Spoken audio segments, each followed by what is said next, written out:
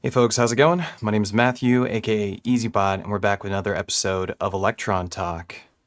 And this is kind of a common topic or a common theme that has been coming up for me in the last couple of streams, and it's often about how much gear we have on the table. For me, that has a lot to do with convenience. I'm a man of convenience, and I like to have streamlined setups as often as possible. And I know that the thumbnail for this shows the Octatrack, the Digitakt, and the Syntakt, the OMX27, the VT4, and the OP1, and that is on purpose, but it's not because of these boxes specifically. What I was really showing off is performance mixer, sampler, multi-timbral mono synthesizer, MIDI keyboard, vocal processor, polysynth. That's what I'm trying to show off, and that all fits in that single thumbnail so easily because of the size of these pieces of kit, and that's a choice that I made musically for my own setup. But I do think that that concept musically is what you need to have a great setup in your music production. So it doesn't necessarily need to be an Octatrack and a Digitakt and a Syntakt and the VT4. This could be, what do we have in terms of performance mixers? A DB4, or you could supplement this with an RMX 1000 or something. This could be a Dirty Wave M8 or a 1010 Bitbox or Black Box or whatever. This could be any multi-timbral monosynth. There's a ton of them out there. Tons. This could be a Arturia Keystep 37 or just a Keystep or any other MIDI controller. This could be a voice processor made by... Who makes all the voice processors? TC Electronic has one. There's one made by Zoom. There's a bunch made by Boss. Well, who owns, Roland and Boss, same thing. But there's a bunch more vocal processors. And the OP1 is just a very convenient, small battery-powered polysynth. And there's a lot of those options out there as well. There's lots of battery-powered little synthesizers or small polysynths. It doesn't have to be a small polysynth, but in terms of live performance setups, I think a smaller setup is usually easier, and it just lowers my stress level big time. So, which is something that I struggle with. Like, I am an anxious person. I'm often being told that I have a calm demeanor, and I never understand that because I feel, maybe it's just calm because I'm quiet, because I'm going through anxiety or something, but I'm an anxious person. And I think having less gear on the table helps provide a sense of relief from that anxiety, especially before I play a show. Now, I'm not playing a show this week. Today is Modbang, so it's a live electronic music event that I put on every month at this local punk rock kind of bar called the 4Bs here in Seattle. And it's going to be a great show, and I'm going to show you the poster for that soon. And I'm excited about that. But I am playing two shows in a couple weeks. I'm playing a show in Portland, and then I'm playing a show here in Seattle with a bunch of great performers here in Seattle and a bunch of great performers in Portland. And I keep thinking to myself, like, what are we doing with our music setups? How much should I bring with me? Do I want to have a bigger setup? Some people I play with will bring an entire full-size keyboard to play with, and maybe they're not even playing the keys on it because they're usually playing some sort of, derivative of techno or house, but they want that's the keyboard that they own. And to me, I will avoid even buying a keyboard of that measure just for that reason alone. Like, just because I don't want to truck it with me different places, and I don't want to have to sample it and put that into my setup. You can hear Gemma. Yeah, good evening, everybody. Hello, welcome to the stream. The reason why I said the setup is all you need to make great music is because this is all you need. And I do think that, to be honest and to be completely fair, of these pieces of box on the, these pieces of kit on the table, you really only need this one, this one, this one, or this one to make great music. That's the truth. You don't actually need all of these put together. But I think what happens when you have all of these devices put together, all of these concepts put together, MIDI controller, voice processor, sampler or looper with effects processing, sampler for drums, multi-timbral monosynth, and a polysynth, you have all of the ingredients to make any style of music that you want to make. So I keep finding myself grabbing the same pieces of equipment and putting them on the table over the last couple of weeks, especially since I started removing all of my music and starting over, writing a new set. And I'm still working on that, and I make too much work for myself, but I'm still working on that set, and it's coming along, and I'll share some of that with you. Today we're going to make some music from scratch, and as I was making music from scratch, I started out on my M8, and then I went back over to this system because ultimately I think that I'm just much faster at making music over here, and partly that is because of the compartmentalization that happens on these different boxes. I'm able to think about drums when I'm over here, think about synthesis when I'm over here, as opposed to this, I don't know, I struggle with that in general when it comes to working in a single box. All you need is Digitakt. I agree with that. Jordan. So I started making some music before I got onto stream, and I really was feeling like I was either going to make like some like dub techno, some techno, or some ambient, because as of the beginning of this year, I erased all my music and I don't have any of those genres in my set anymore. And I love to have all different kinds of genres in my music sets. Some people are techno artists, some people are house artists, some people are synthwave artists, whatever. I am just a make patterns dude. And I like having all different kinds of genres embedded in my music. I love the challenge of integrating them together. So where we're at right now is as a techno vibe, and I'll share it with you. And it's all about percussive sounds right now. We don't have that much melody stuff going on. As you know, probably I talk about melody in techno and how much I struggle with wanting to bring resolution and melody into my music.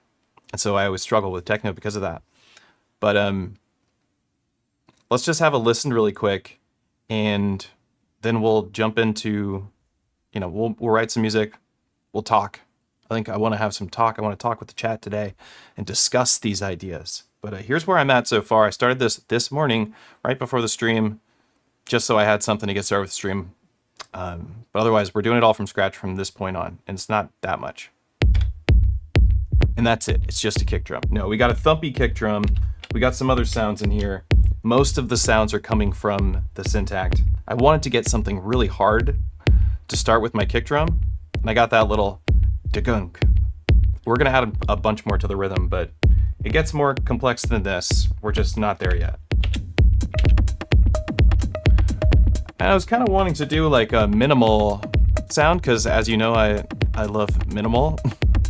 I use that word all too often.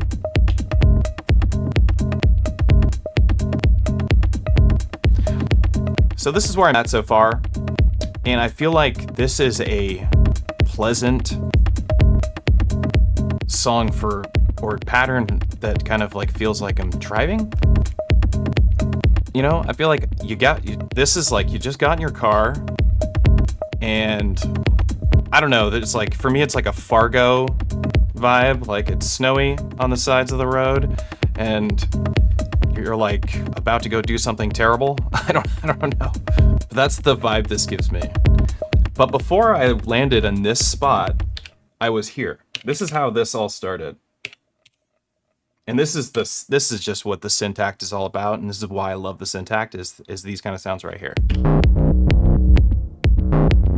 So this is how the song originally started, and I ended up adding these elements. I feel like they don't go well together. And I think I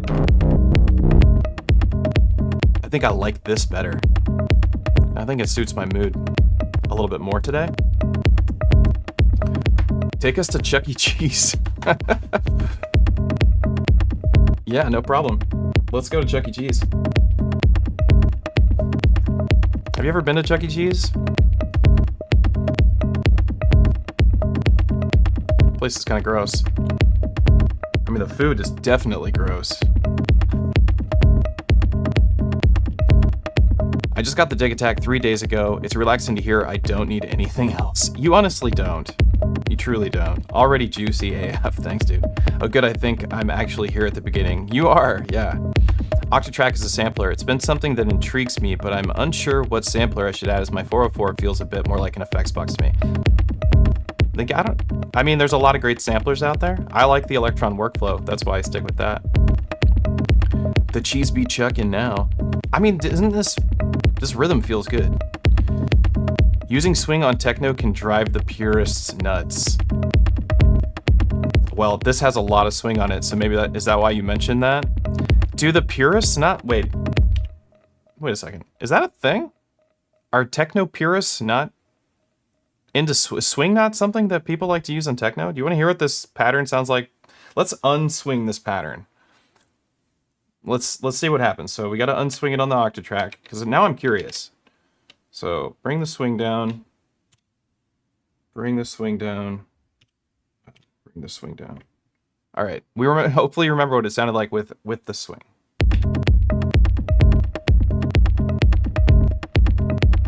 It sounded better with the swing.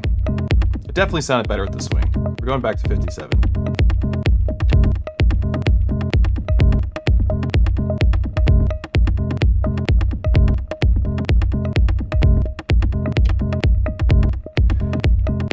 You know, I understand and respect music purists. I do. I was a music purist at one point. I was a hardcore music purist. When I was singer-songwriter, guitar stuff explicitly, I was a music purist. Like, if you couldn't make the sound yourself, it shouldn't be allowed in your music. That's kind of like how I felt. And, you know, that's a very young perspective, I think. But I do understand being purist to a genre. Like, you're like, I'm trying to make a certain style. This, I'm trying to stay within something close to techno, but I don't want to force myself in that realm. I'm using that genre as a start-off point, a jump-off point. You know what I'm saying? Only purists I care about are the Golden Order fundamentalists. What is that? Is that from like Elden Ring or something? Sounds way better with the swing. Yeah, big time, right? Way better with the swing. I don't respect music simply because I was one. Exactly. That's what I'm saying. All right, let's get back over here. Hey, check this out. Let's crack this sucker. Wait a second. Sponsor me. LaCroix. I haven't forgotten. I know that you have. Please sponsor me so I can feed my dog the expensive dog food. Because she has tummy aches all the time.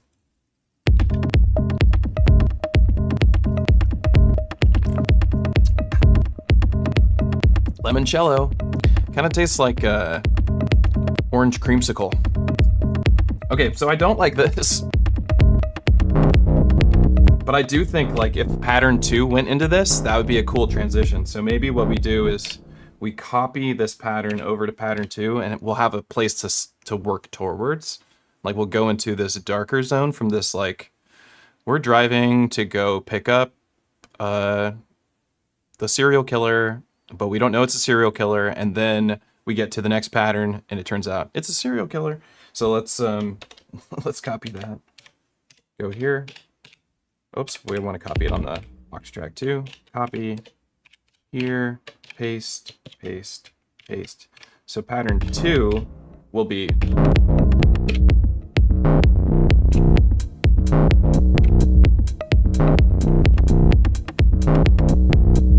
that's pattern 2. Pattern 1 won't have this anymore. We're getting rid of it.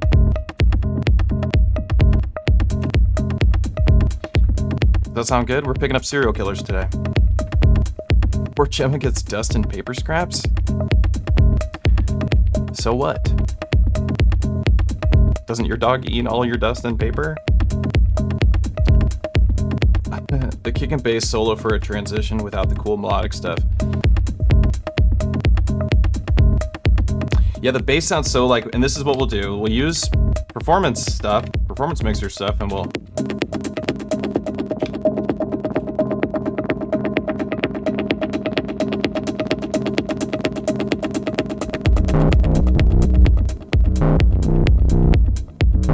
Although I think it would be cool if the next pattern started with no kick. Like we just went like from...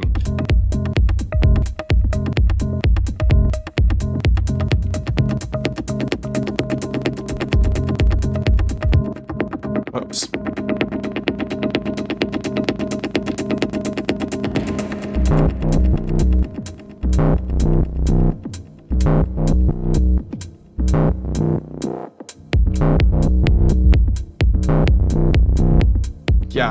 like this theme of us driving to go pick up. We're picking up a hitchhiker, but they're a serial killer. This stream's all about getting killed by hitchhikers today. It's a weird topic, but you never know with Electron Talk.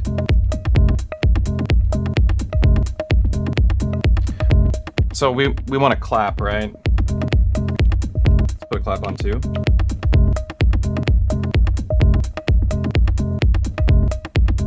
Can we get a clap on 2? Clicks. I think we should jump into clicks and add some clicks to this. We need a bass line. I put all my claps in with my snares. This is a big mistake on my part, because there's so many. We're gonna close our eyes and just listen.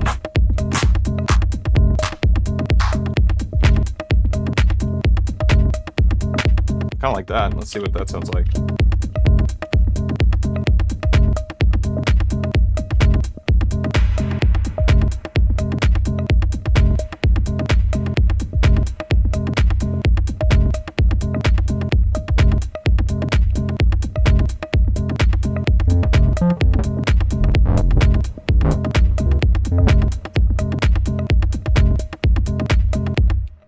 Actually, while we're here, I've been doing some sound design on the Syntakt, because I've mentioned before that I'm like starting to work on a sound pack for the Syntakt of just a bunch of the sounds that I like to use in my music production. And I made a 303 on the Syntakt that doesn't use the analog engine because I wanted to be able to high pass the low end, or high shelf basically the low end. So I made it with the what's that engine called?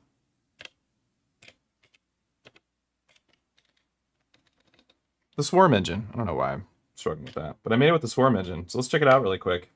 It could sound good here.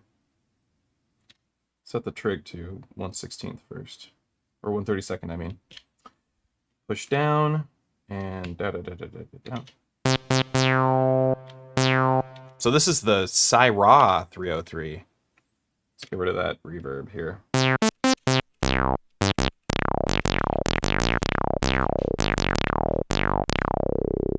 I think this sounds good with the Syra, because really what was missing from the other engines is a good sawtooth. And the Syra engine, or not the Syra, I'm sorry, the Swarm engine has a great sawtooth sound. So what I did to make it is that this is a pretty classic envelope shape for a 303. Obviously a high resonance filter. I have a tiny audio rate LFO going to the filter base here, and that's honestly to get a little bit of distortion. So the more I turn that up, the more distorted the sound gets. I'm just kind of vibrating it on the lower end here, like in and out of the low end to just warm up the mid range. That's what I'm doing here in the LFO. You can hear what it sounds like when it gets real distorted. So just a little bit.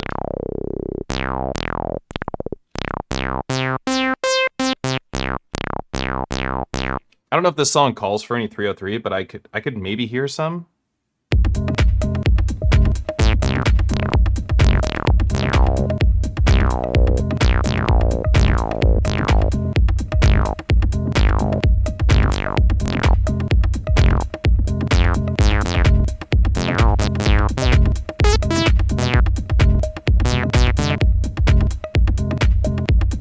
Wait, go down.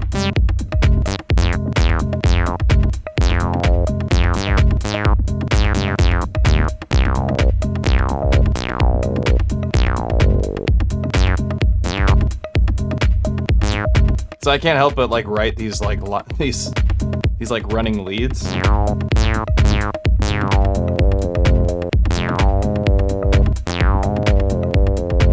Because they're fun sounding. The other part of the 303 is that you do need to go in and make sure that when you're doing your sound setup that you use a little bit of filter key tracking. I think it's useful. And set it to legato. That's quite important so that the notes, the envelopes overlap with each other. And this is the setup that I have for the Swarm engine for the 303 sound. But so the big advantage here is that I have a bass width filter. You don't have that on the analog engine. It's a total pain in the ass. So like, you can do the bass width filter on the analog engine using the effects track, but then you not sacrifice, that's a bad word because it's a good use of the effects track, but then you're using your effects track and a high pass filter, so anything that you send into it is gonna get that high pass filter. Not necessarily a good thing, not always a bad thing, probably often will work, but I thought that this sounded pretty darn close to what you got with the analog engine. I love these Swarm engines. Like I wish I had the Quantrid Swarm in Eurorack. I love the Swarm engine in the M8 too. It's probably my favorite engine. The chord synth is the Swarm engine in the Dirty Wave M8. But I don't know if this...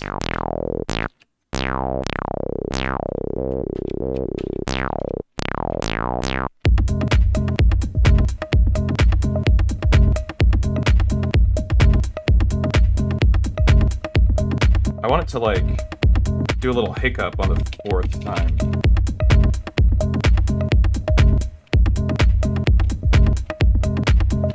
Maybe it goes like... yeah.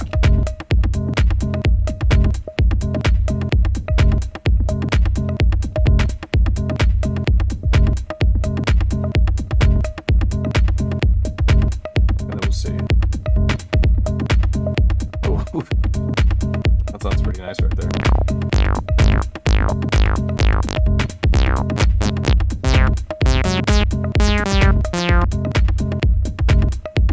Maybe we just find some minor notes and just throw it across a really short, like 5-step sequence. See what happens. Just turn it down a little bit.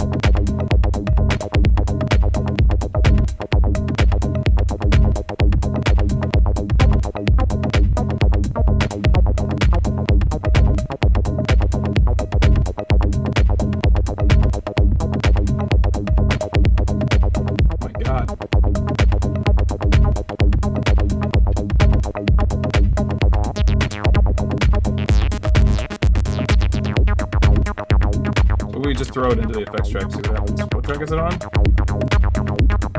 4?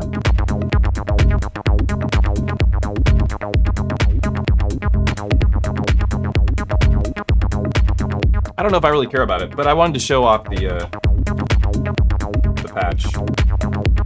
So I do think it does a good job of making a digital 303, and the advantage of having that bass width filter I think is really nice for mixing. One of my concerns always with these boxes is mixing, is like, how are we gonna mix our audio? We have very limited options with mixing, and I'm working on a video for Electron boxes and how to mix in the Elektron ecosystem. So look forward to that, but yeah, mixing, that's a thing on here. Maybe I kind of just want like a really simple bass line, like a sine wave type sound. So maybe we'll go back over here. Just clear this out.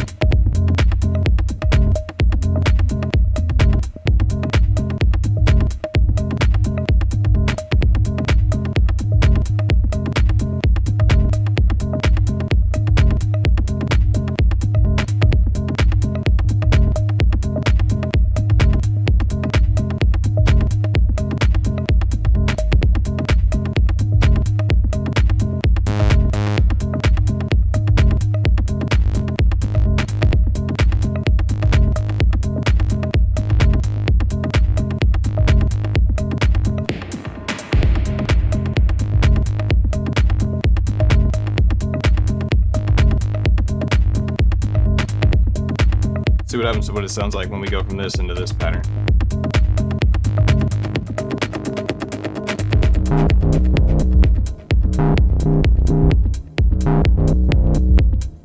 Not a very clean switchover. I think there's too much that rings out.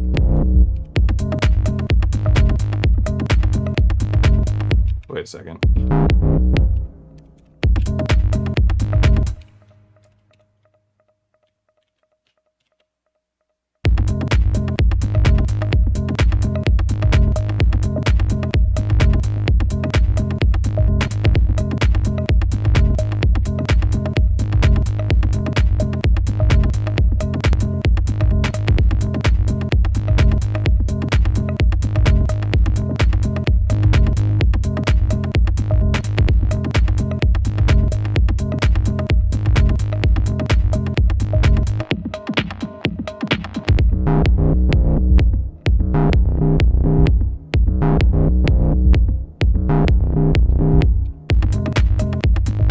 This is a very, very fun sounding track.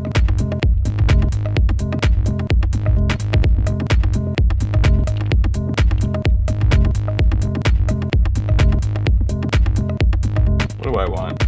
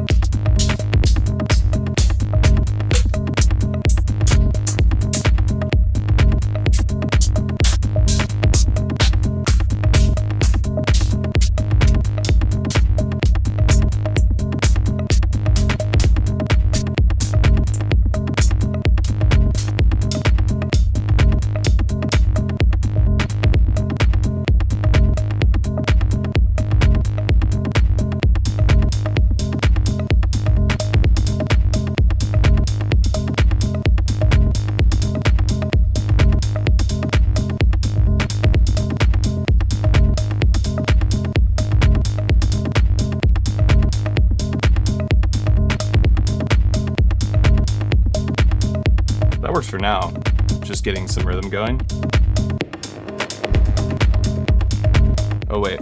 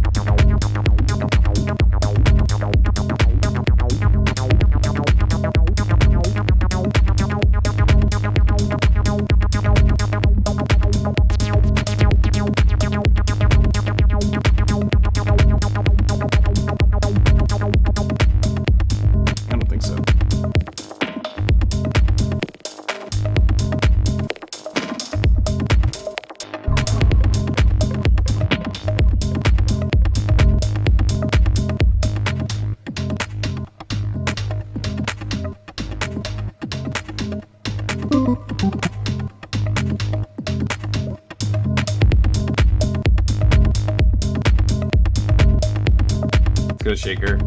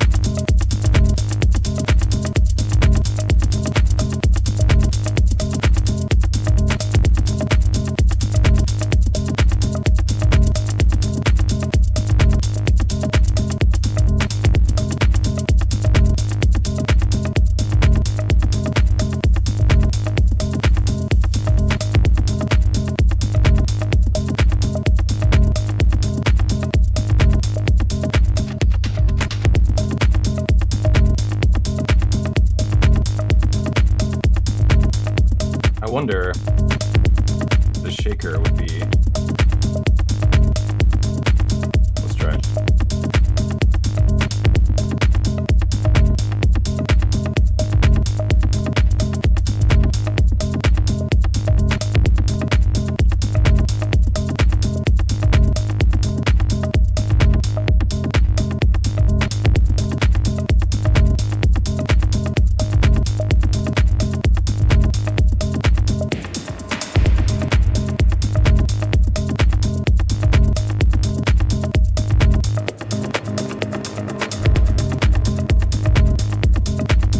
Yeah, I want it to grow. And what I often do when I'm doing music production is when I want something to like feel bigger and bigger and bigger, I just keep like, I'll add a pad and something like a huge sound on top of it.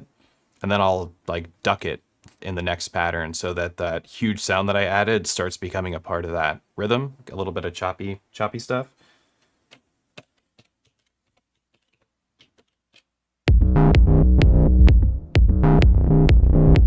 I forgot we had this.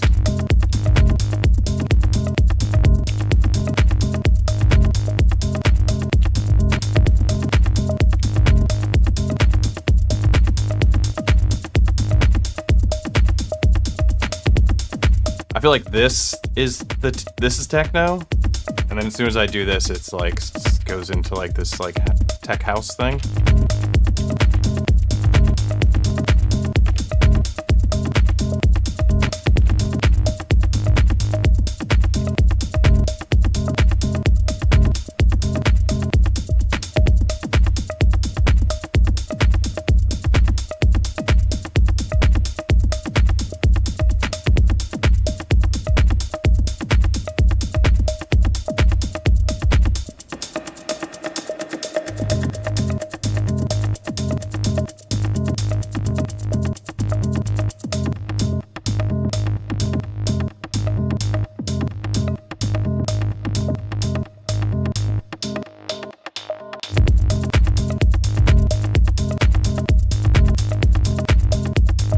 I think the way that when I play this song, and I probably will play this song because I don't have time to like be so choosy with the music that I'm writing right now, that I would start off without this stuff in it. Like we would get into this here.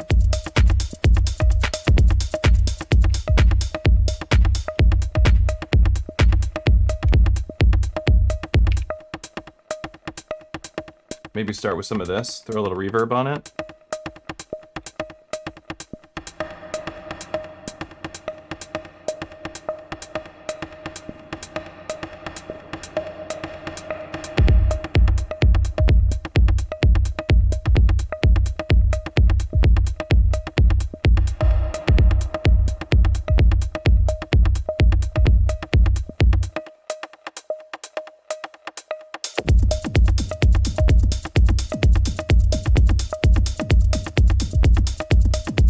I do like this tom groove, but there's something... Maybe I've got it filtered too much.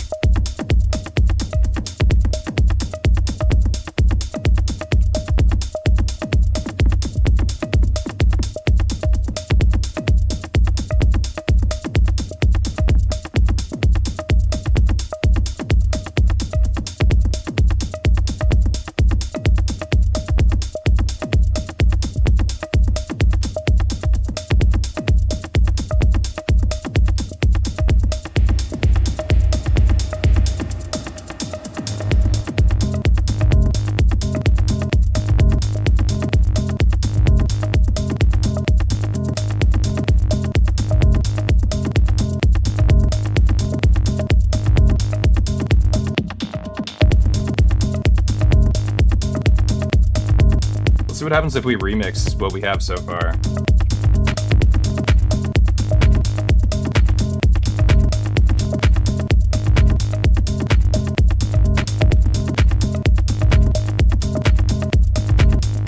Grabbing a loop right now of the Syntakt.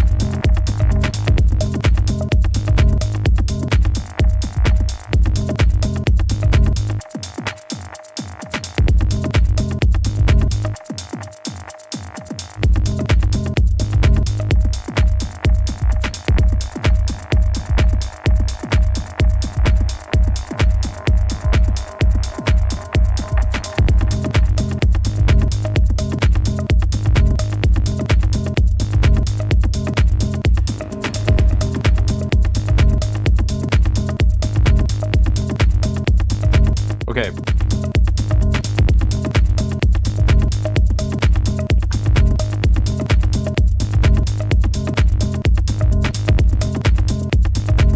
Boost the tempo to 140. Let's try it out.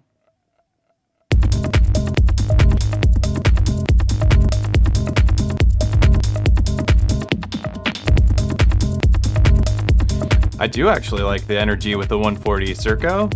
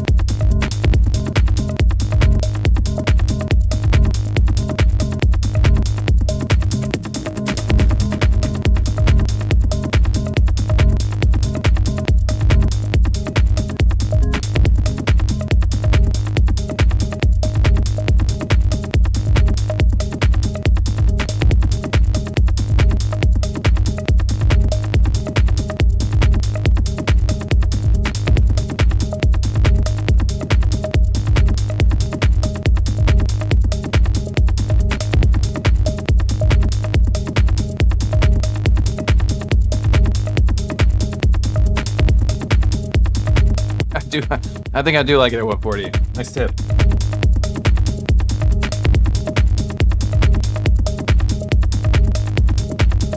Let's see, what do I want?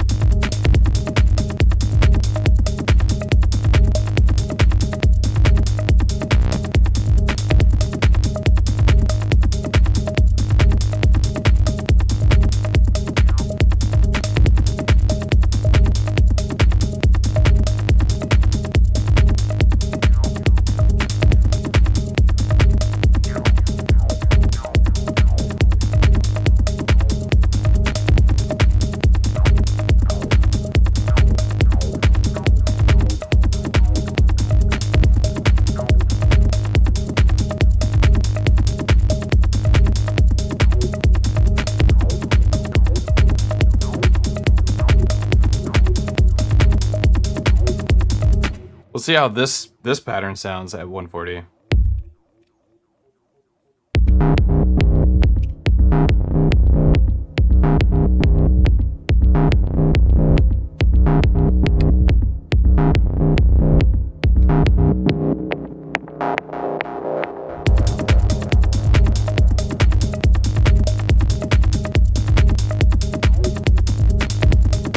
I feel like this could use like just like some talkie type stuff, some talkie. Do we got some talkie we can do?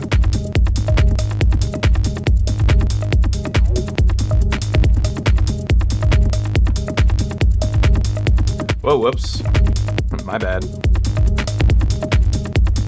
Some talkie. Hello. What do we got? Something. We could even run it through two. What happens when you vocode into a vocoder? We can find out.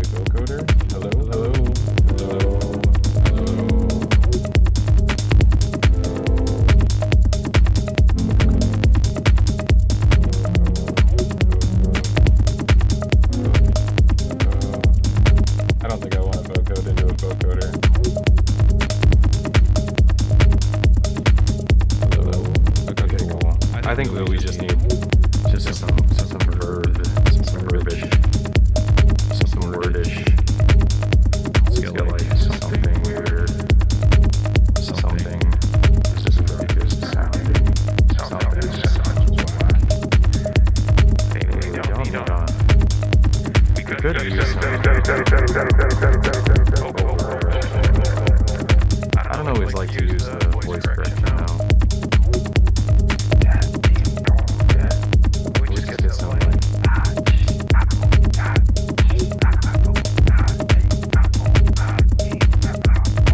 some some sounds like that I think actually would work.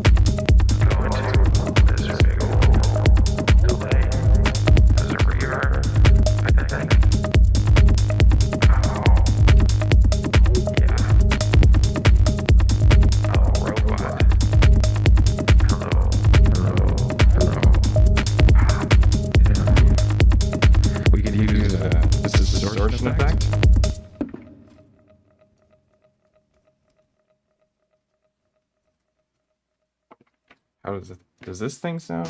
Does this sound cool? Oh yeah, that's dope. That's dope. Take me back here. Yeah. Okay. Yeah.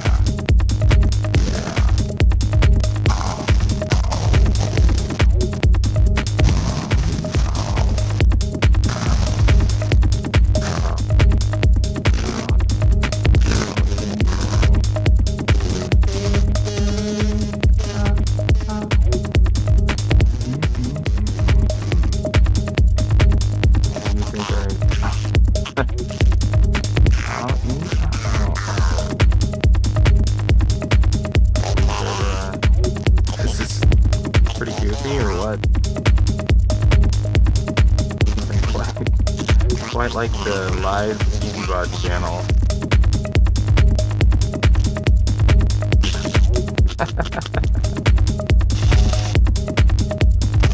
It's techno. It's not reality conscious acid. Yeah. Time is a flat circle.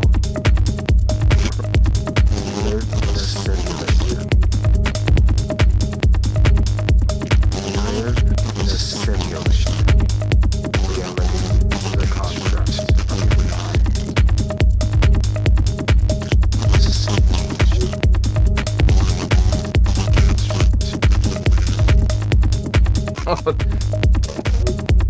Good call, talk. I think this little last part.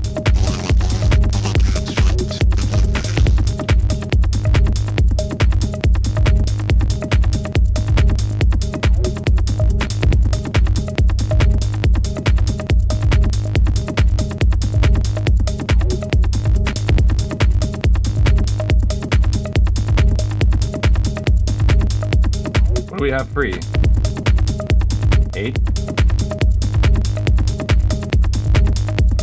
Doesn't matter. We'll just say no. We do have 8 free. Okay.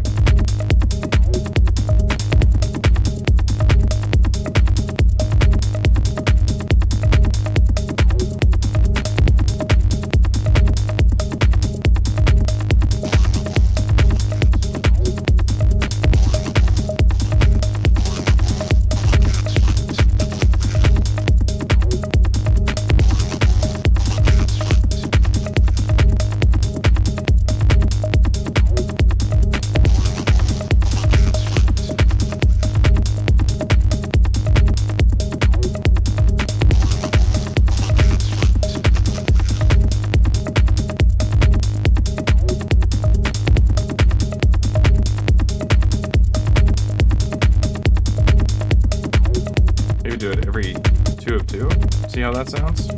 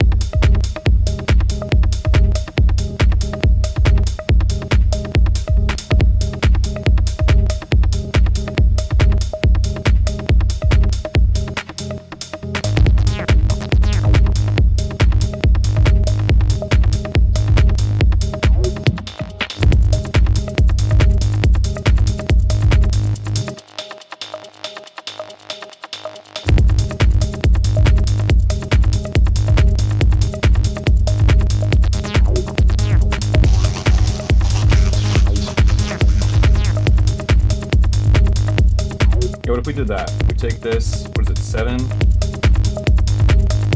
14, let's go 21.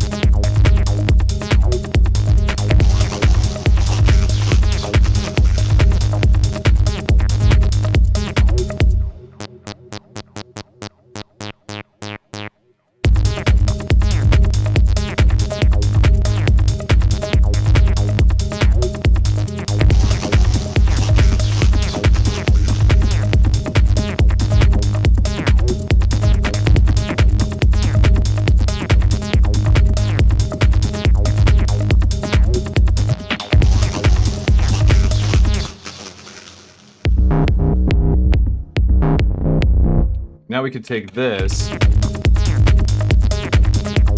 sound, copy it. Let's go back here.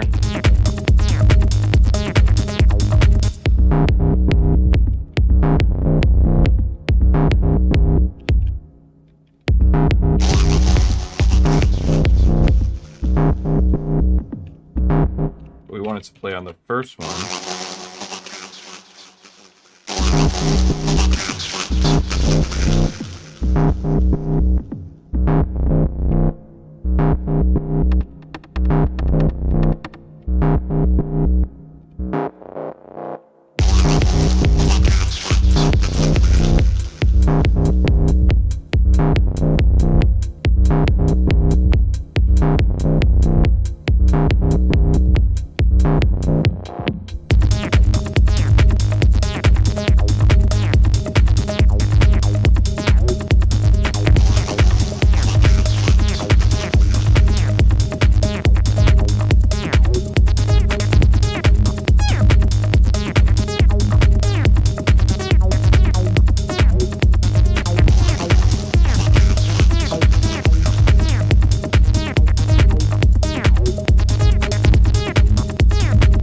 I don't know how I feel about this.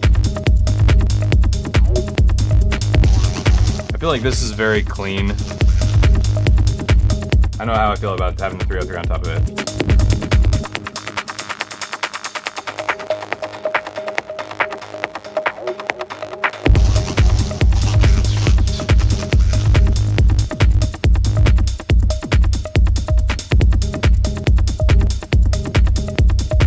I like this. What is it? This bass line I don't like. Because I love this vibe, and I think this goes really well into this.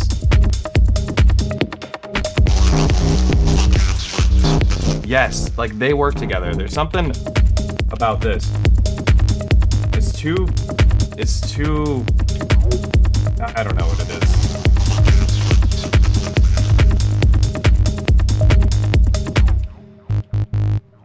It's a G sharp 4. We don't like that. Let's go away.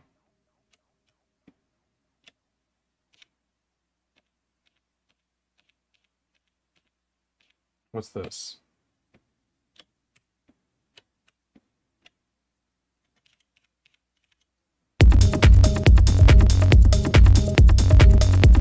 I already like that better. It just wasn't dark enough sounding.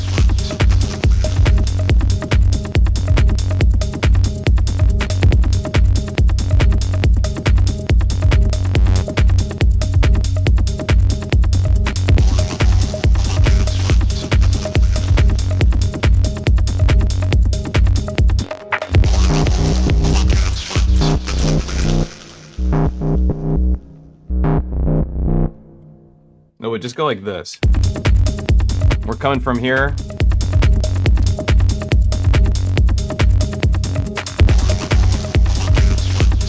And we just go.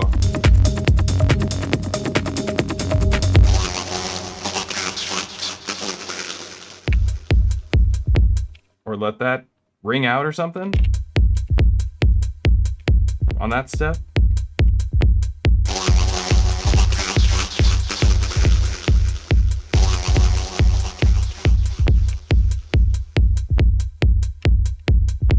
I wish we had more than one delay on the Digitakt.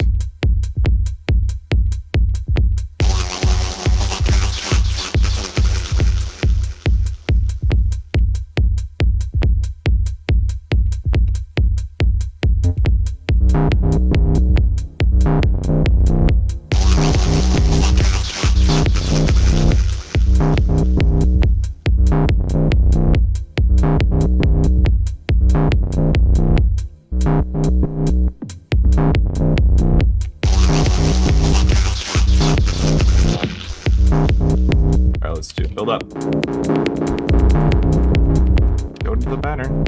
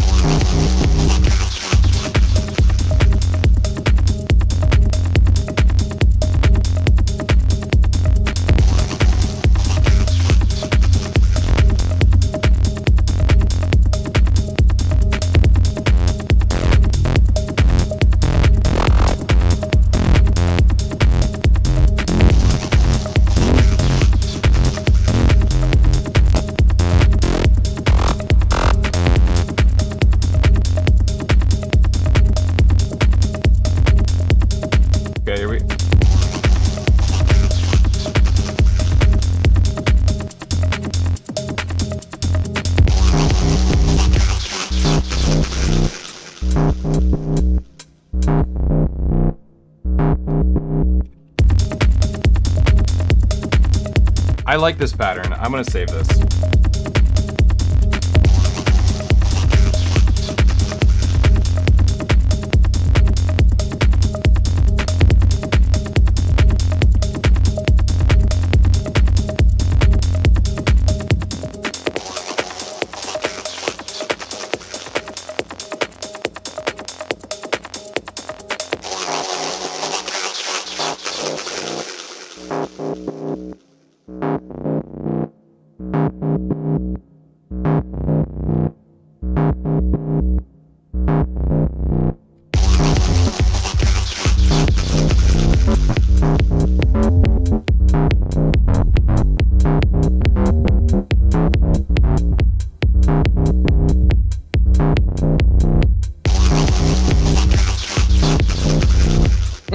I do feel like we're getting into some like cool techno territory here. I think we just need to keep working on this pattern because this is the bread and butter right now. We already know we're gonna go into evil mode soon.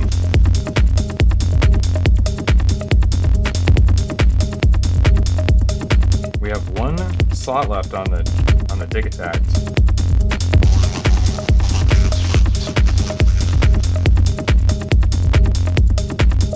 Like I hear stuff in my head, but will it ruin the techno?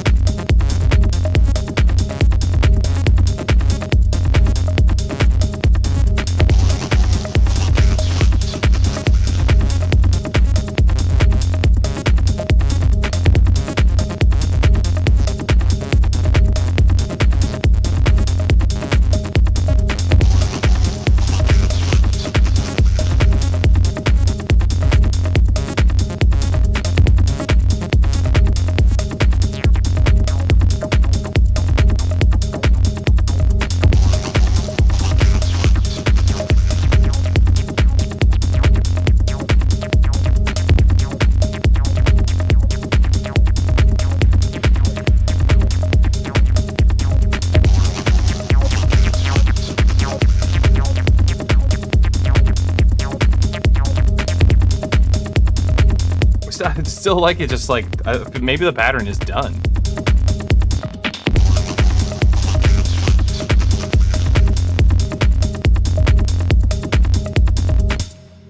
Let's say what's up to the chat. I need a break from this pattern for a second.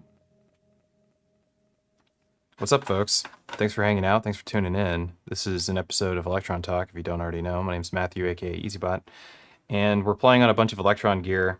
Somebody asked about the keyboard. They always do. Everybody always asks about this keyboard. It's the OMX27.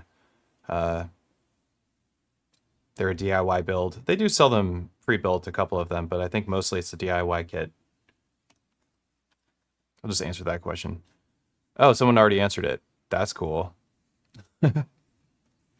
Minimalism is the hardest thing in music.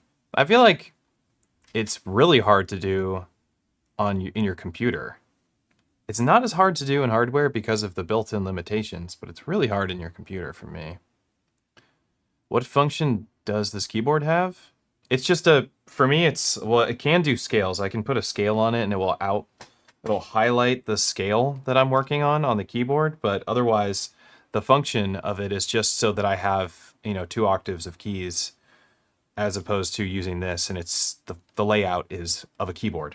So it's just easier for me to navigate than it is on this grid.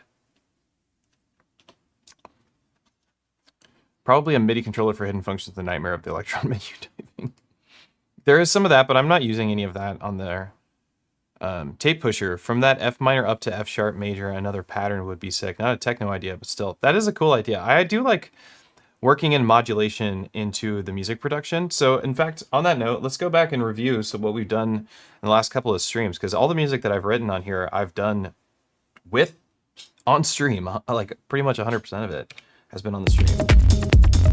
And I do like this pattern because I don't have anything like this in my set yet. So back on, here we go. This is what we have so far. We'll go through the patterns. We got this like chill house track. Builds into this.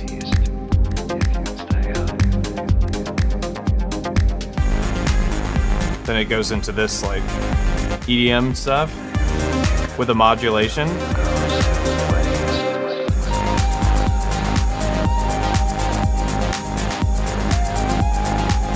This is the end of the song. It's like the crescendo. Well, we got some more like industrial sounds here.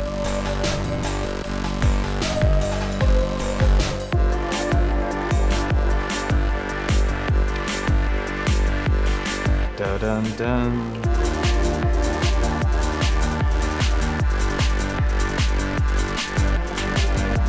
This is the kind of stuff that I really feel like I excel at writing compared to techno.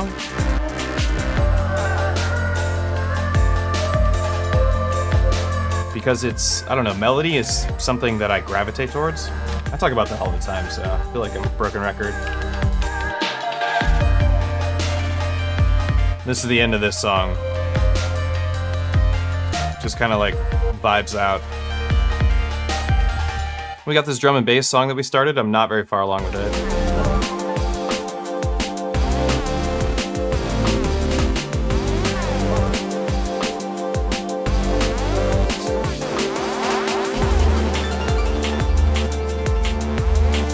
This is as far as I've gotten. This is what we did on the last stream, where we did music production.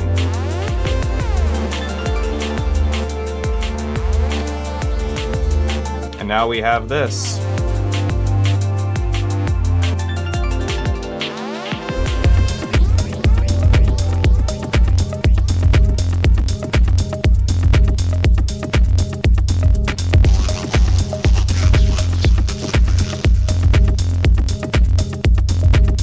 Definitely not anything like the rest of the music.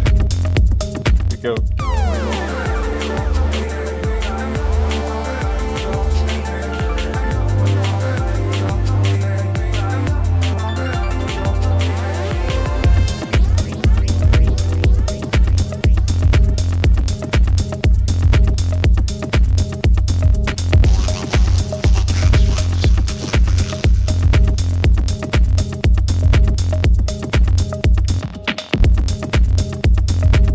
Triplinator says, what? mixer do you use? And the answer is the Octatrack. That is the key. Like, but if I'm being, you know, in terms of like actual mixer that I have in my studio, I use an SSL Big 6. And it is acting as my audio interface, but honestly, that is a regret of mine. It's a regret purchase. I probably won't ever get rid of it, but it is a regret purchase for the price for what I use it for, because I am not a user. I'm not the user that thing was built for. That was built, I believe, in my opinion, it excels at people who are going to sit at their computer and work in their DAW and do, or DAW, or whatever you want to call it, and do a lot of hardcore mixing, and they really want to get into it. Right now, like, the best thing I'm getting out of it is that I do have some EQing going on to like this, what I consider a sweet spot, and I have the bus compressor turned on the whole mix. So this is being, you know, very gently bus compressed with the SSL mixer and mildly EQ'd. And so it does make things shine a little bit more than if it was just coming straight out of the Octatrack, but not much. It's not like a big deal, I wouldn't say. If you were an absolute perfectionist, you might focus on that a little bit more, I guess. That might be something that you would be excited about. And I think that you can easily EQ your mix with a pretty cheap mixer to achieve the same goal. So it's a great sounding mixer. It's just not something that I need in my workflow, to be completely fair. How's everybody doing though? Everybody hanging out? Having a hard time? Streaming is a lot of fun, and I really do enjoy the camaraderie that comes with it. I do have this new thing that I've been doing on my Patreon. For those of you who don't know, I run a Patreon, and it's a pretty big part of my life. I'd say it's a huge part of my life. And I have this new thing that I'm doing. I call it Soundcheck, and we meet up every Sunday at 10 a.m. And right now there's been a pretty core group of us. We've been meeting for about a month for an hour. And it's just, for one, it's fun because it's intimate. Like, we get to have conversations with multiple people. We're getting to know each other, and the consistency is really nice. But it's open for other folks to join. The people in the group would like me to cap it off at a really low number. But I'm interested in getting some more voices in there, just so we have more contrast to our conversations. But altogether, it's a whole lot of fun. If you're not familiar with Patreon, it's a service that lets artists and educators and folks like me who try and be a part of the music community in kind of an online fashion, because that's the best way to reach the most people. It allows us to get a reward from folks who enjoy or are entertained by the content or music that we're creating, or tutorials in my case, or performance templates in my case, and helps pay bills, but also gives a lot of rewards. On my Patreon, particularly, you get a massive amount of rewards. You get all the performance templates that I've made over the year for the Octatrack, along with some other cool stuff. I'm not trying to do a commercial for it. It's just, I thought the sound check was really cool, and I've been really enjoying it, and it's been on my mind, because the last session was particularly good. Meeting up with a group of people, we're all into the same thing. We're all interested in live hardware electronic music. It's a fun time.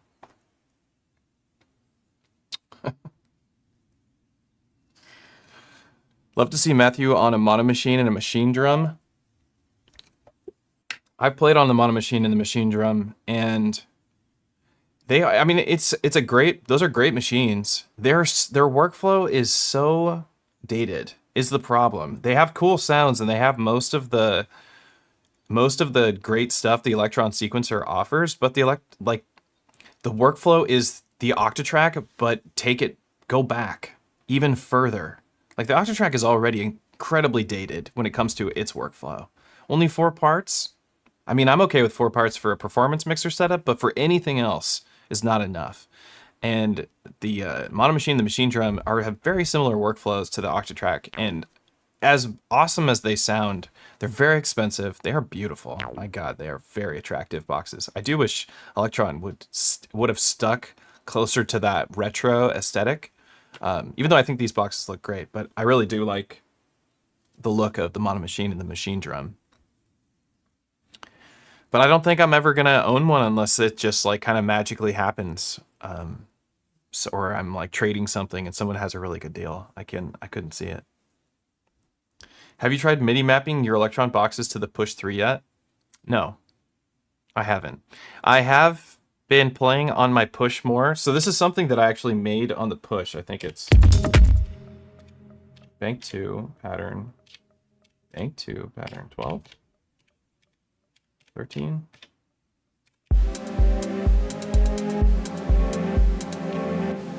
So I made this chord progression, and this is an MPE instrument. I made this in the push 3, and I think it sounds beautiful. This is the kind of stuff that I really enjoy making. But for me, when I hear this, I want to sing over it. I want to hear an acoustic guitar behind it and an acoustic drum kit and guitars and stuff. Because I think that's what complements these kind of sounds. As far as electronic music goes, I tried like playing around with this like electronic idea, but I'm like, it feels goofy to me. So I've been keeping it in the push 3 as opposed to bringing this song over, because I've written more than just this, but that's as far as I've gotten with playing on the push 3 lately. I do have it connected to my computer. I took because I'm a Bitwig instructor. I don't feel like a Bitwig instructor anymore because of how little I use the computer for music production. So I don't think it's like fair for me to keep saying that. But according to Bitwig's website, I'm a Bitwig instructor, and I do know the program pretty well. But I'm no Polarity or Alchemy or any of those folks who are experts at that. So that's who you'd want to talk to about that. But I didn't install Bitwig on my computer because I bought a new computer. I decided not to install Bitwig just so that I would be forced to use Ableton.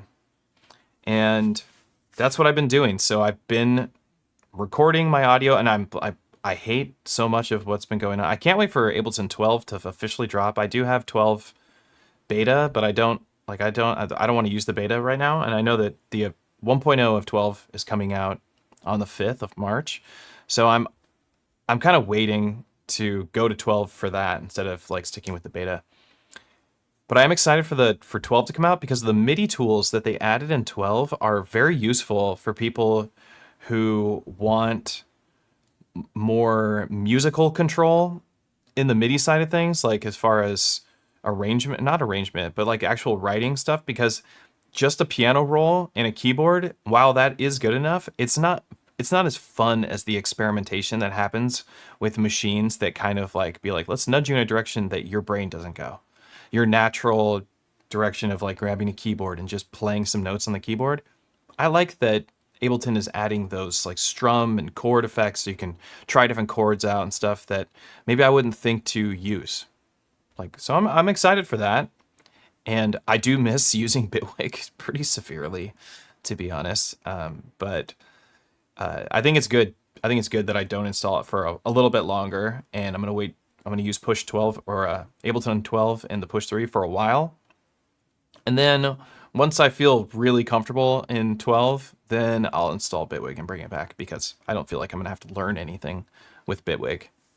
You know what I mean? Yeah, I'd love to see, or just imagine a mono machine squared digibox. Yeah, that would be cool. That sounds amazing. The Push 3 brings a great timbre as samples into the Digitakt. I think so too. I think it sounds really great. Big regrets selling the machine drum? I bet. There are a lot of people that probably regret selling that. They go for a lot of money now. The MIDI tools in 12 are totally worth the upgrade. That's what I'm saying. I think the MIDI tools in Ableton 12 are worth the upgrade. I think they are kind of what brings new sauce to the table in terms of helping music producers start a project, as opposed to grabbing a loop from Loop Cloud or Splice or whatever and then starting with that loop. Because I think grabbing some interesting sound or texture is a great way to begin a track, which is actually what I planned on doing today, because I made a bunch of loops using my Octacosm effects project that I made on the Octatrack, and they turned out really good. I was going to maybe show them off, but I did show them off in the last stream. Let's see if we can do something with this other pattern now.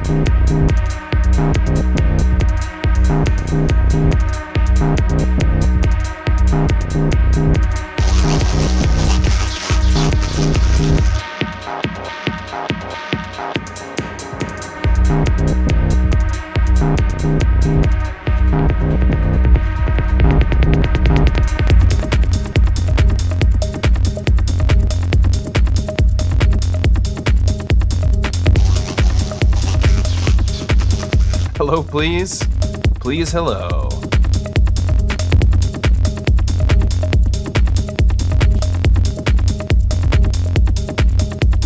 That bass loop is coming from the Syntakt on here.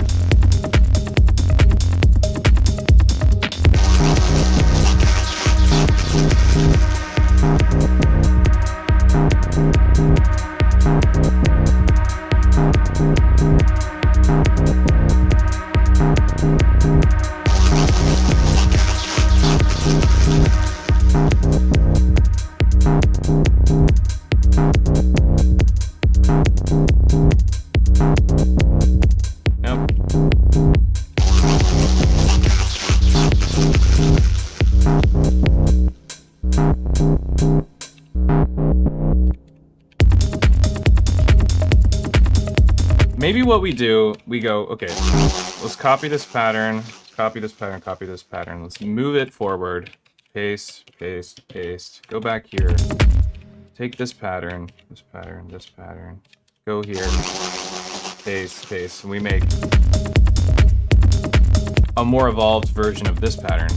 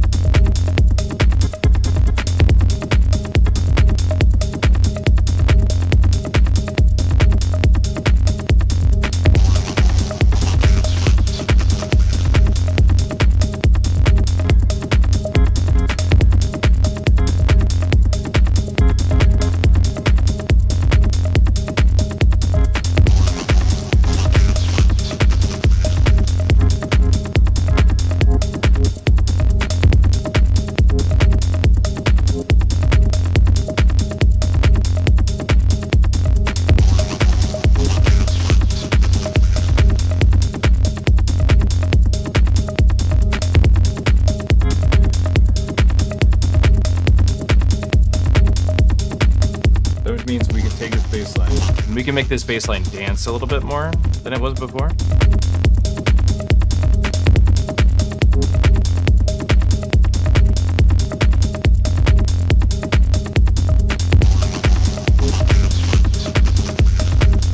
So we could be like dun dun dun dun.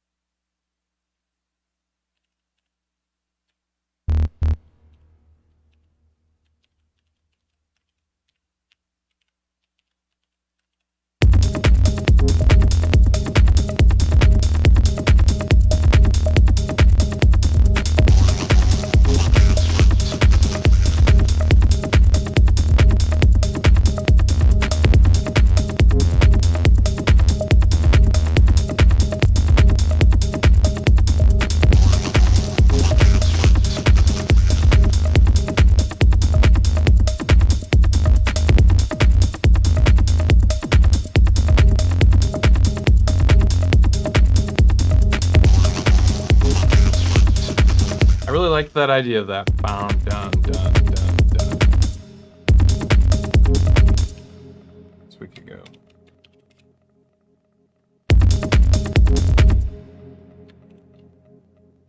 Let's just go like this.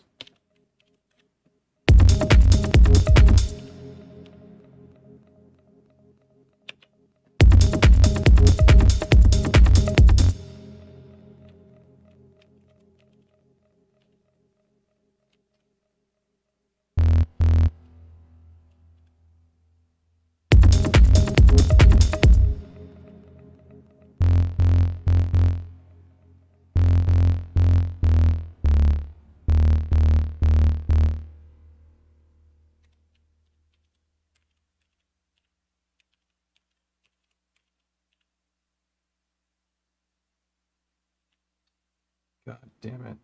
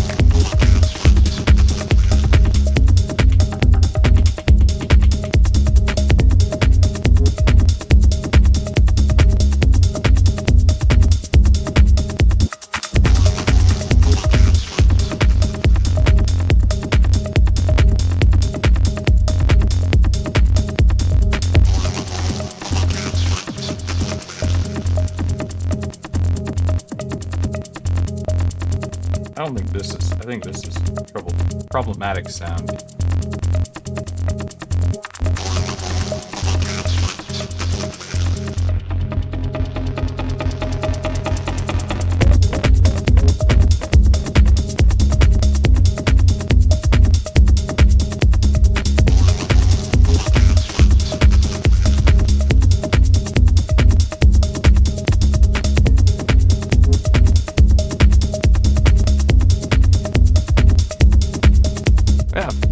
I like this idea.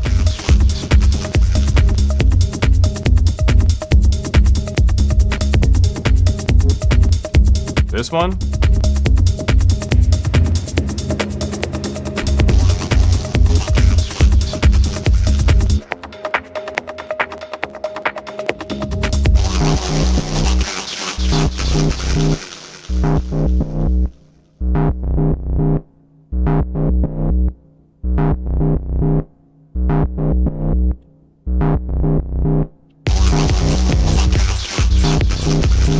There's what we need.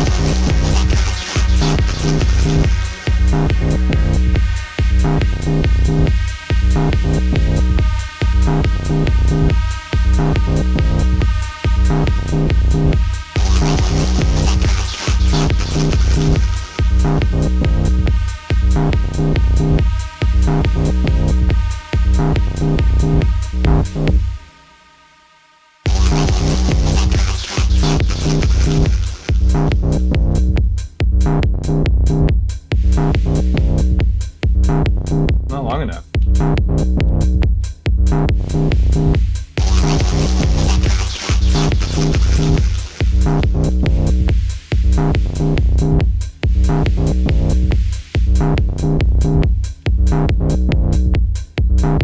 It only needs to do it one time. So the trig condition is 1 first.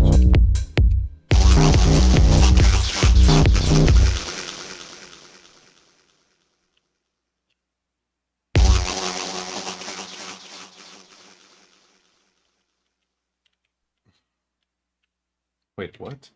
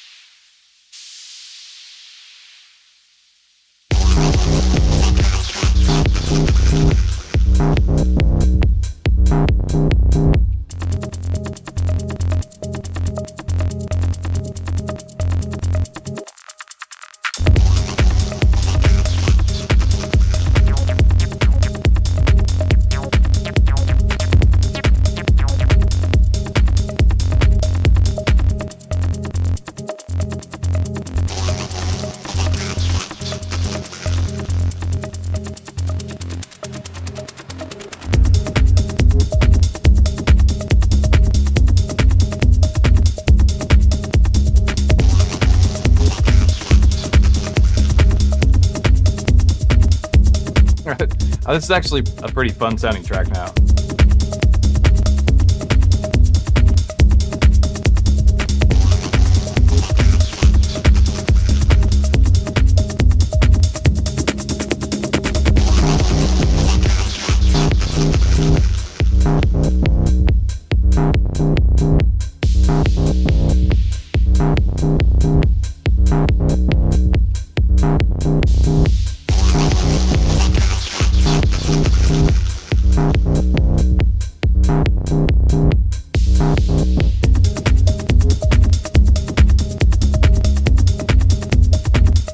I almost think it should be like a womp, womp, womp, womp, womp. Like, we could use a different bass synthesizer. Just like, let's see what happens. Let's take this. Let's copy the pattern, not the sound. And go here. That's where we have the silly 303. What's here?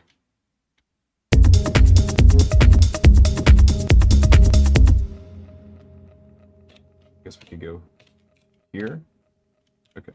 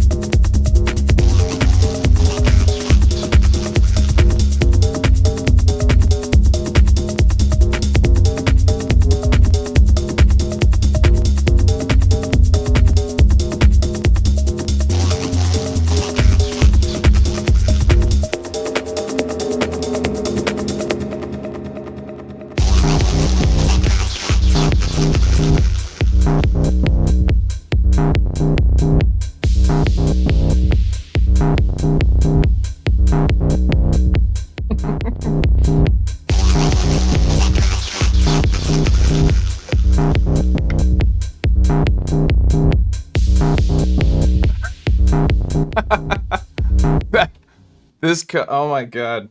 That comment was so good. EZBOT gives off fives of the kid who invites you over to his house to ride four-wheelers, but when you get there, he doesn't let you ride it yourself, and you just have to stand there watching him.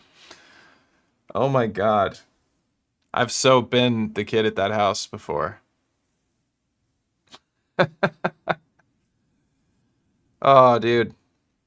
That was funny. Thanks for the laugh. What's up, Blake? I'm working on a set. Blake's is one of the people that invited me to play in Portland, and I'm coming to play at an event that I believe that you help run, which is really cool. I'm still laughing about that. Oh man, hilarious. All right, let's see if we can perform this song. We're not. I mean, it's not a finished song, but we gotta have some idea. So we start off. How do we start it?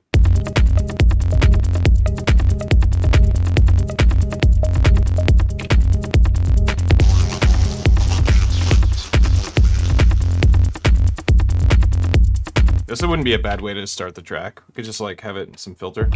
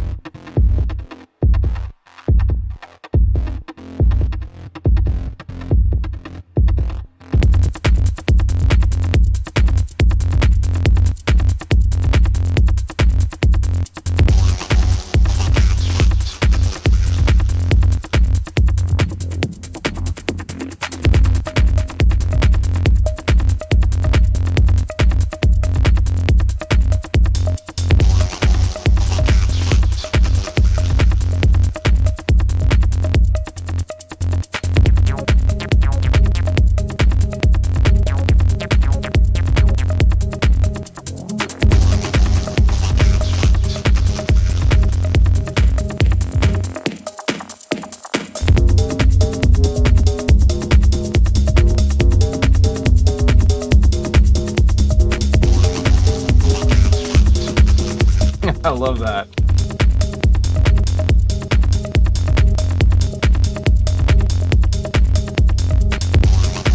This one, because it has that steady bass note, this is like just the same note over and over, but there's enough going on that you could probably just listen to this on loop for a really long time. I feel like, in my opinion, without getting extremely bored. It's patterns like this that have more melody to them that are harder to let repeat.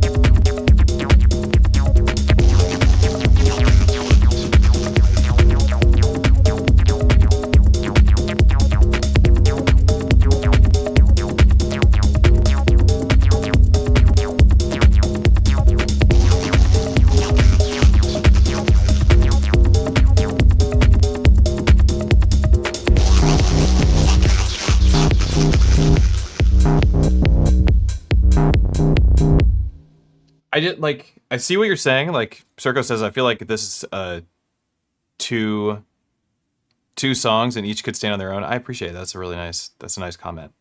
I love the idea of them not being separate songs, like just morphing, like going through these. One of my favorite groups is this band called Buke and Gase. I don't know if anyone's ever heard of them, but Buke and Gase is one of my favorite groups of all time. And they built their own baritone ukulele and guitar bass, and they have their own instruments, and they play as a duet. They play everything in odd time signatures, very math rock, totally my jam. I'm very into math. I love math rock. And they have these huge changes in their music. Their songs are like, they'll have this really soft vibe to it, and then it will just be super hard, very, very hard. It'll be very destructive sounds, and they go in between these these two concepts in their music where it seems like there are two different songs, but they're not. They're like the same song. And I love that they're connected to each other. And so I love to practice that in my music where it's like, for instance, besides this song, like we're going to start off, it's like, it's a journey. We're telling a story.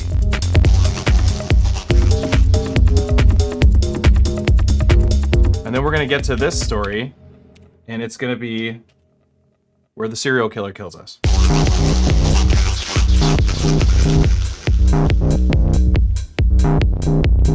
We're in the same key. We have a lot of the same elements, same rhythm, or the same speed.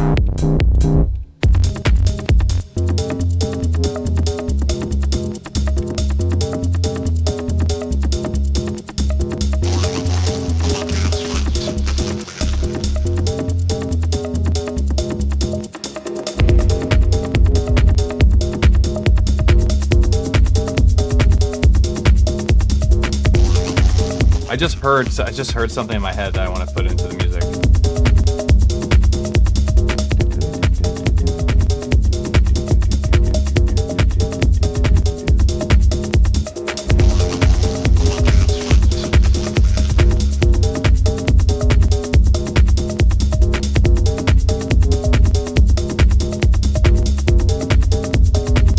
Let's go back over here.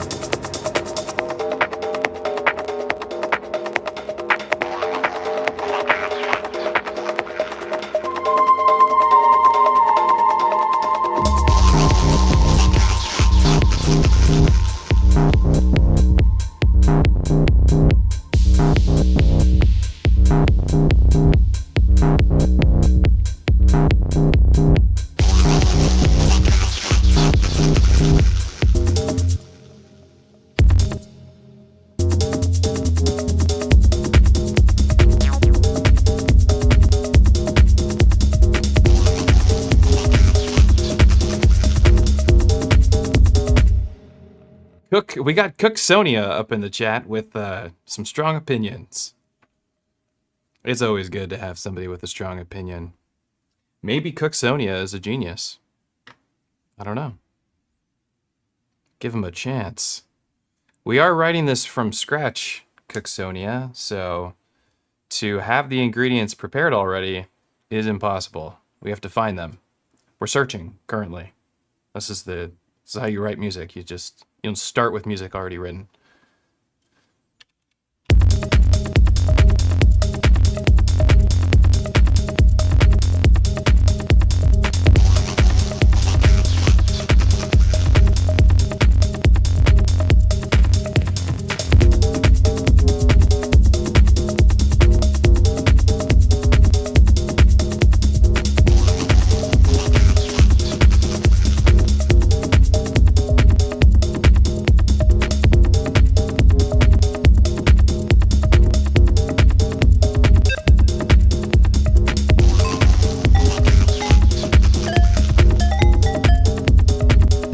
I do like the sound of like the bell.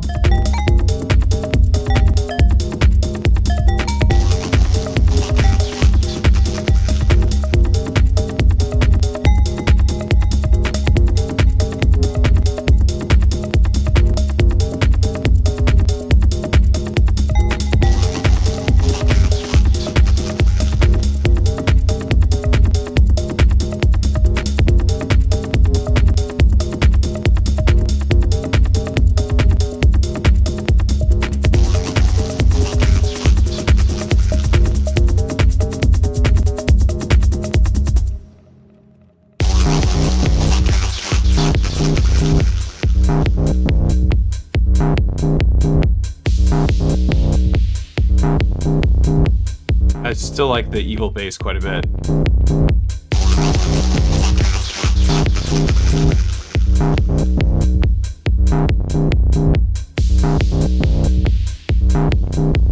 The noise could be a little longer.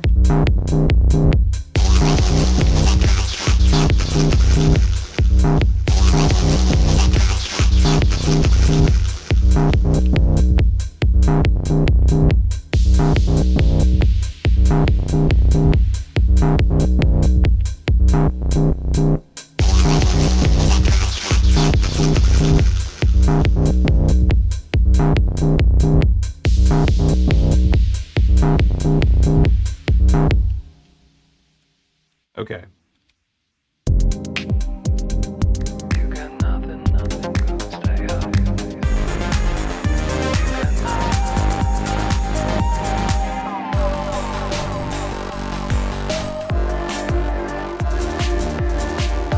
I'm just feeling the flow here.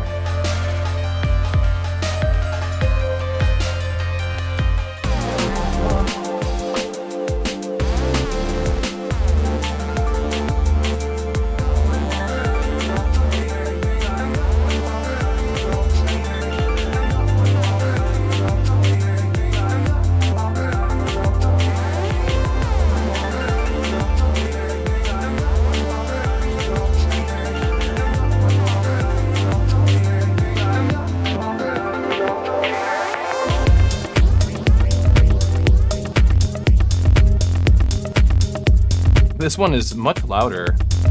Fortunately, that's something I can fix on the Octatrack.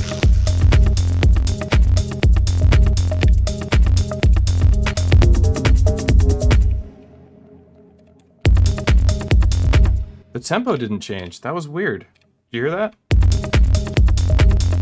When I went into that, the tempo stayed at the original song's tempo.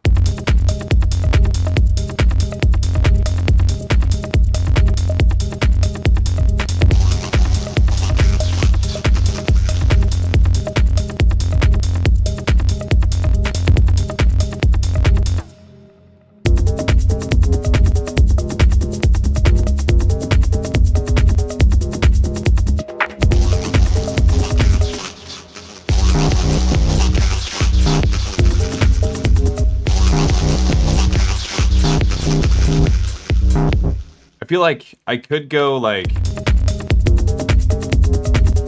a little bit further than that pattern, and it is kind of like two songs, but combine them into one song here.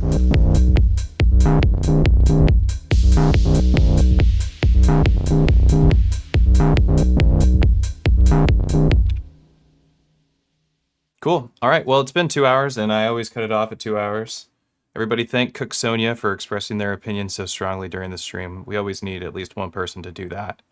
My name's Matthew, aka EZBOT. if you enjoy watching people construct songs on Electron stuff or Octatrack performance templates, you can visit patreon.com/EZBOT and be a supporter of this channel. Otherwise, you can just leave a nice comment or a like on the video, and that's really helpful as well. You should definitely find your way down to Modbang Live Hardware Electronic Music, which is happening tonight at the 4Bs. Come see these amazing performers. I will be hosting this event. It is hardware exclusive, no computers, which is mostly a lot of Elektron people, but it's like Elektron and modular is typically the setup, and some 303s, stuff like that. It's a really good time. If you're in the Seattle area and you want to become a part of this community, it's a great event to come to and make some friends. So, and also if you'd like to perform, you can reach out to me at mod@modbang.com, because Modbang is my music company that I own or store. And also we got a bunch of new products in, but I haven't listed them yet. But this one is listed. We now have the transparent MIDI cable in 1 foot. So when you're going to connect to your Digitakt, to your Syntakt, to your Digitone, you don't need to use a 3-foot cable any longer. We now have 1-foot cables. I have lots of them, and they're a good price. So check it out. Thanks everyone for hanging out, and I'll see you next Tuesday for another live stream. Right? I hope. All right. Everybody, take it easy.